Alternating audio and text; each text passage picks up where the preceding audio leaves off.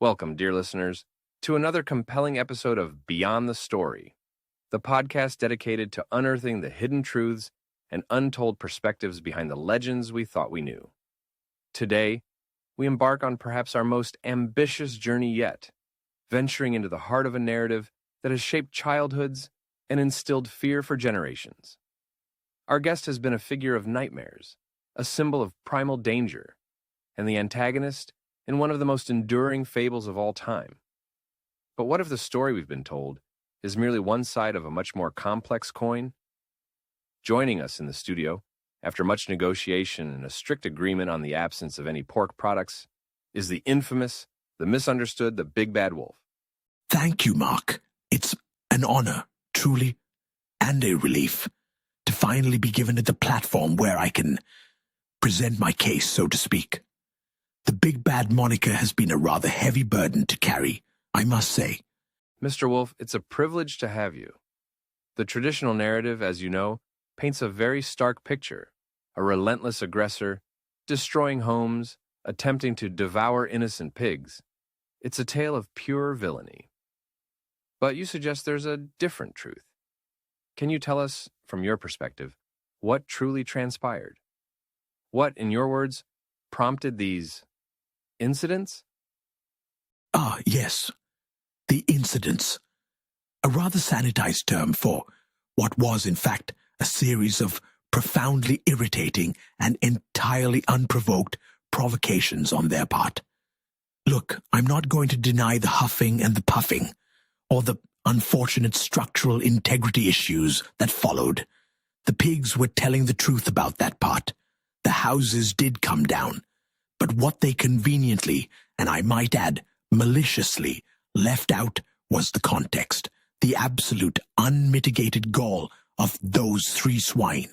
They pushed me, Mark. They pushed me to my breaking point. Context? This is a completely new angle for our listeners. Please, Mr. Wolf, elaborate.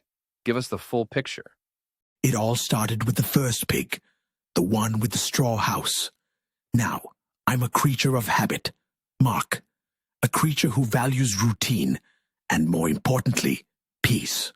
Every morning, without fail, I take my constitutional walk through the woods. It's my time for reflection, for enjoying the quiet majesty of nature, or it used to be. One particular morning I'm strolling along, minding my own business, enjoying the dew on the leaves and the gentle chirping of the early birds, when I hear it. A cacophony, an ear-splitting, mind-numbing racket. This pig, the straw one, had decided without so much as a by your leave to set up a pig whistle stand right on the very edge of my traditional territory. A pig whistle stand? You mean like musical instruments? Musical is a generous term, Mark. These were little, shrill, ear-splitting contraptions made from hollowed-out reeds, and he wasn't just selling them. He was testing them. At dawn, every single one was a piercing shriek, a high-pitched wail that grated on my very soul. My ears, Mark, are highly sensitive. They're designed to pick up the faintest rustle of a mouse, the distant snap of a twig, not the sonic assault of 1,000 tiny tortured wind instruments. I tried to be polite. I really did. I approached his flimsy little straw shack, trying to maintain my composure, and said, "Excuse me, good sir, but could you perhaps tone it down a bit?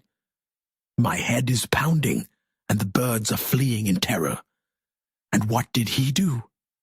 He looked me dead in the eye, smirked, and then, with deliberate malice, he blew the loudest, most obnoxious whistle directly into my face. So, the straw house incident, which has been immortalized as an act of pure aggression, was in fact a reaction to extreme noise pollution? Precisely. I warned him. I gave him fair warning. I said with all the restraint I could muster, "If you don't stop that infernal racket, I'll huff and I'll puff and I'll blow your house down." And he just laughed, a high-pitched, mocking squeal, and blew yet another whistle, even louder than the last. What was I supposed to do, Mark? Let him shatter my eardrums? Let him drive every decent creature from the forest with his shrill abominations? I had to make a point. It was self-defense, Mark, against an utterly unbearable auditory assault. A wolf's home is his sanctuary, and that includes the soundscape. Remarkable.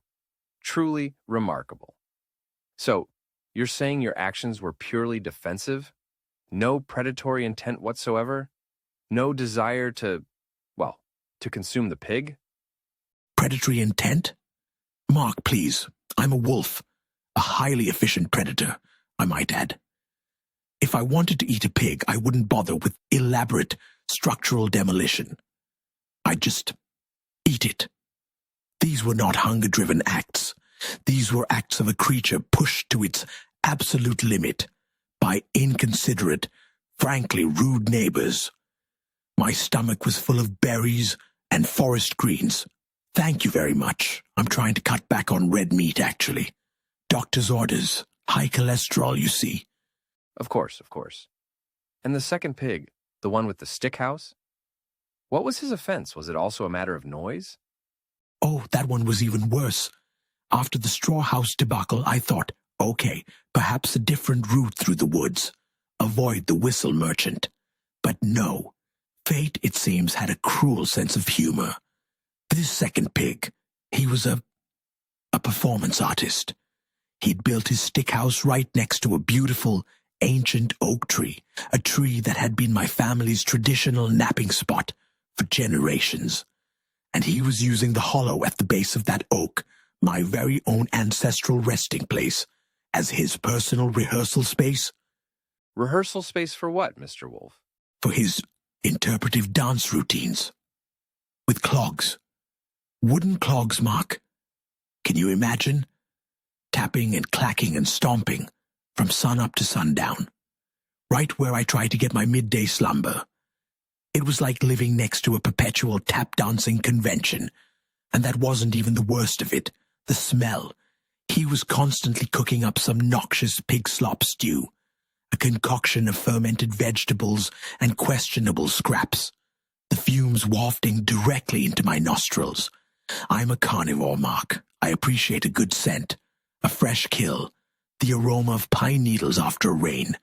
But this was an abomination. It clung to the air.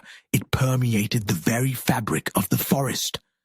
I asked him, politely again, mind you, if he could perhaps find another venue for his art, and perhaps, just perhaps, cook something less pungent.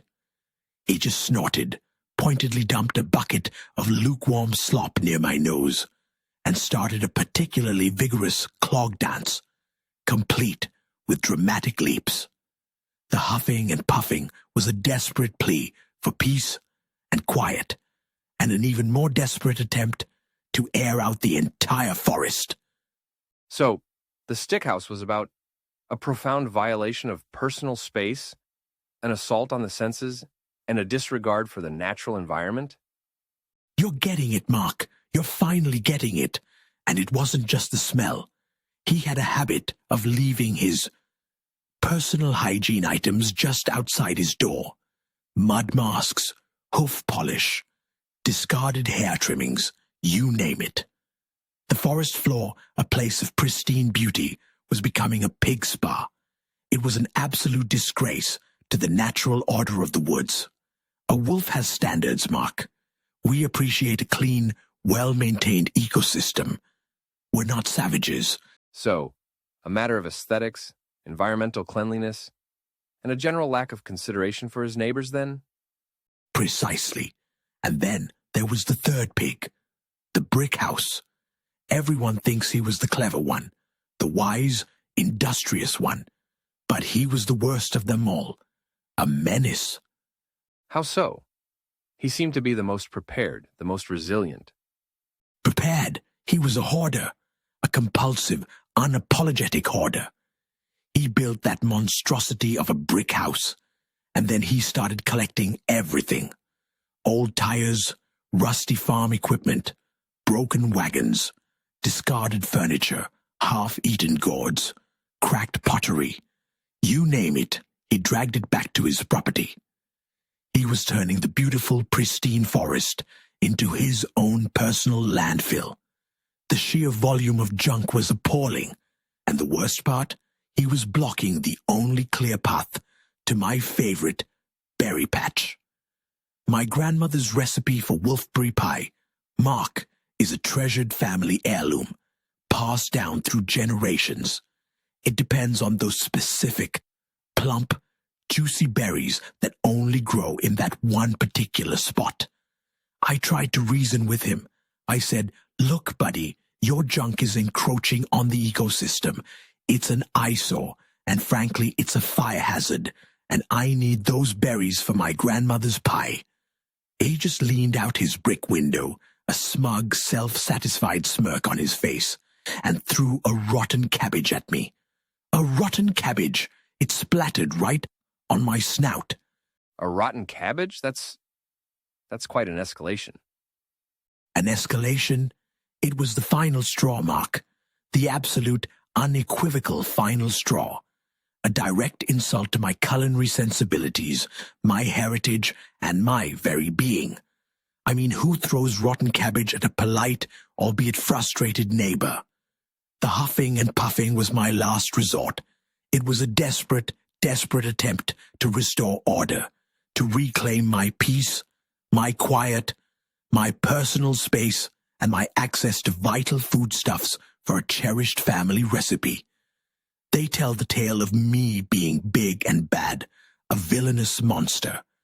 But they never mention the pig whistles, the clog-dancing, the slop stew, the environmental degradation, the personal hygiene detritus, or the projectile rotten vegetables. I was a victim, Marc. A victim of porcine inconsideration, outright disrespect, and a profound lack of basic neighborly etiquette. Mr. Wolf, this is truly a revelation. You've certainly given us a lot to think about. It paints a very different, and dare I say, more sympathetic picture of the events. Have you, since these incidents, had any contact with the pigs? Any attempts at reconciliation or perhaps a formal apology from their side? None whatsoever. They've built a new, stronger, even more fortified brick house, apparently. And they've put up no trespassing signs. Which frankly is a bit rich, considering they were the ones trespassing on my peace of mind, my ears, my nose, and my berry patch. I found a new, quieter berry patch, thank goodness. It's a bit of a trek, but the berries are almost as good. And I've invested in some good quality, noise-canceling earmuffs. A small price to pay for sanity. A wise investment, I'm sure, given your experiences. Well, Mr. Wolf, thank you again for joining us on Beyond the Story. Your perspective has certainly challenged the long-held narrative and provided a fascinating new lens through which to view a classic tale. We truly appreciate your candor. The pleasure was all mine, Marc. Truly. Perhaps now people will understand. It wasn't about eating them. It was about living in peace and ensuring the continued legacy of fresh wolfberry pie. And that's all for this episode of Beyond the Story. A tale, as always, more complex than it first appears. Join us next time.